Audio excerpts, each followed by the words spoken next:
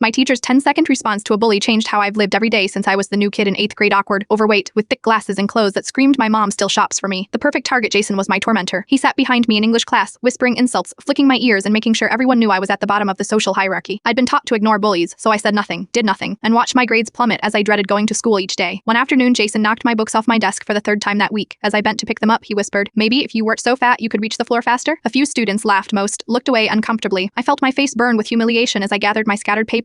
Mr. Kaplan, our English teacher, was writing on the board. Without turning around, he said something that stopped the entire class. "Jason, I need to see you after school today." Jason protested immediately. "What?" Mr. Kaplan finally turned, making eye contact with Jason. His voice was calm, not angry, when he said, "When you are 80 years old, looking back on your life, is this who you want to remember being?" The classroom went silent. Jason's face blushed. No further explanation, no lecture, just that one question. After class, I hurried out, but Mr. Kaplan asked me to wait. I expected the usual adult advice: ignore the bully. He's just insecure, be the bigger person. Instead, he said, "That question I asked Jason, it's for you too. When you are 80, is this who you want to remember being?" He handed me a book, To Kill a Mockingbird, with a note inside. Atticus wasn't brave because he was strong. He was strong because he was brave. That night, I read the first chapter. The next day, I moved my seat to the front row, directly in Mr. Kaplan's line of sight. When Jason started in again, I turned around and said quietly, "I'd appreciate if you'd stop." He didn't, not immediately, but something had shifted in me. I started joining clubs, raising my hand in class, making a few friends who shared my interests. By the end of the year, Jason had mostly moved on to other targets. Years later, at our high school graduation, he actually approached me to apologize. I am 32 now, with a career I love and a family of my own. Mr. Kaplan's question has guided countless decisions in my life. Before every major choice, career changes, relationships, even difficult conversations, I ask myself, when I am 80, is this who I want to remember being? It's not about the distant future. It's about living now in a way your future self would be proud of. Sometimes the most profound lessons take just 10 seconds to deliver, but a lifetime to fully understand.